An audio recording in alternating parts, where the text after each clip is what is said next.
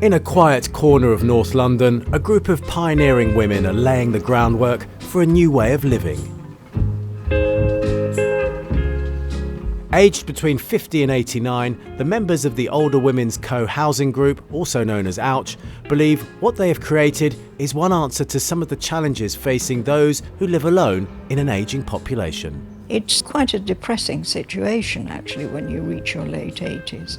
So it's lovely to be surrounded by young women. It's liberating to live in this way. There's a sense of empowerment. It took 20 years to complete the new ground development in Barnet, and it's still the only co-housing project of its kind in the UK. Developed by the residents, every detail looks to cater for their needs, both now and in the years to come. When anyone asks me what co-housing is, I say, at the very simplest, it's housing with built-in social connections. Sue, what have you done with my key? I took yours. Yes. I'm so sorry. You each have your own private household. There are certain things you share in common. You take decisions together. You're in control of the whole thing. It offers answers to so many of the problems of old age and so many of the problems in public policy. New Ground is made up of 25 flats, a mix of leasehold and social housing, as well as plenty of shared space, both inside and out. Unlike sheltered housing, there's no on-site care. Instead, the women look out for each other, carpooling to hospital appointments, cooking regular meals together, and sharing hobbies. This is purpose-built, so we've got lovely wide windows. You could get a wheelchair in and out of everywhere, so the passages are wide. People passing by can say hello to you, and if they see you, they know you're okay. Are you coming to dinner later? Pretty much a fiasco, my share of it tonight. Angela is 84 and is one of the oldest residents within the community. She joined the group after her daughter convinced her to start thinking about her future. I think one of the most attractive things about this place is you can be in your own flat, looking out on a lovely garden, seeing other people moving around, and you don't have to be involved with them if you don't want to. If you do, they're there. You go down to the common room and somebody may come in, you make a cup of tea, we've got a jigsaw puzzle going, you talk to people, so you don't have to be on your own if you don't want to.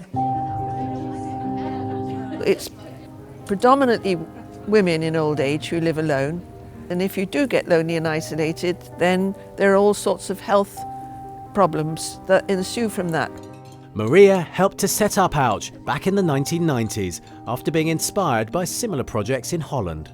I was thinking a lot about where all the older women went and wondering if around the world there were any schemes where they collaborated and shared their old age together.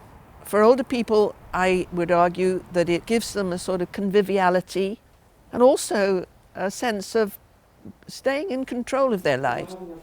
That sense of control is born from the fact that the residents manage New Ground themselves. There's a buildings team, a finance team, and a membership group. They're making decisions as a group by consensus.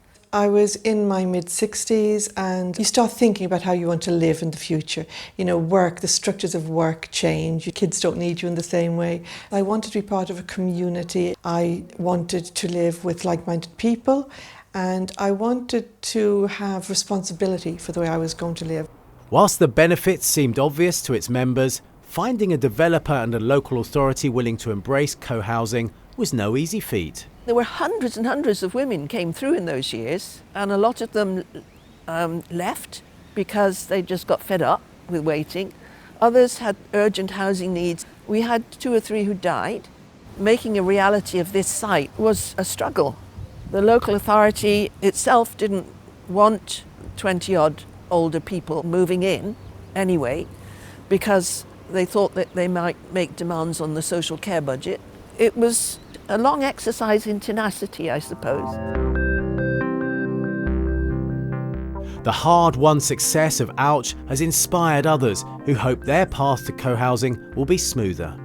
Today, the London Older Lesbian Co-housing Group are discussing their own vision with the same architects behind the New Ground community.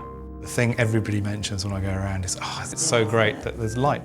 We have about 15, 16 in the group now, and what we decided to do is we wanted to have something that was very much supportive of each other, and we looked at different alternatives and thought co-housing is really good.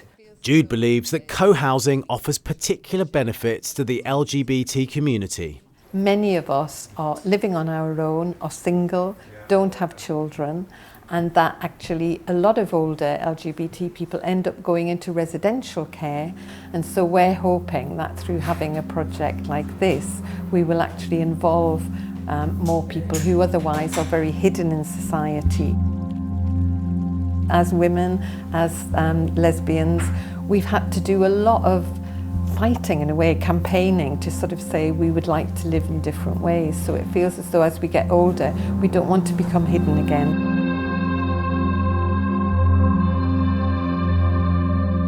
The design has been evolved with the group to cater for their needs as they get older.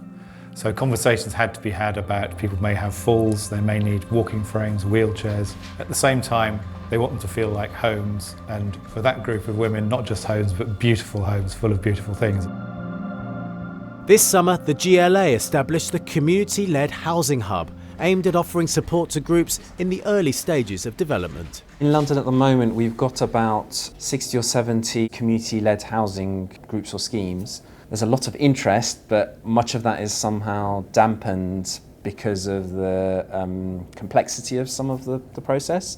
And I suppose that's one of the things that we're trying to address here by offering this kind of support and advice and small bits of funding. It's at a moment where we could really start to scale it up to it becoming an ongoing thing that is an option for people to look into. The work with the community-led housing hub, hopefully for us, will speed things up. We absolutely need a revolution in housing for older people, and it is one of the only solutions to what otherwise is completely unaffordable social care. The supply is very small, so we have a lot of work to do to increase that. It's something that you have to put a lot of effort into for the long term. It's not for the faint-hearted. I think if you talk to any of the women here, there's none of them could express anything but sheer elation at having achieved this and being able to show other people what we've done and say you can do it too.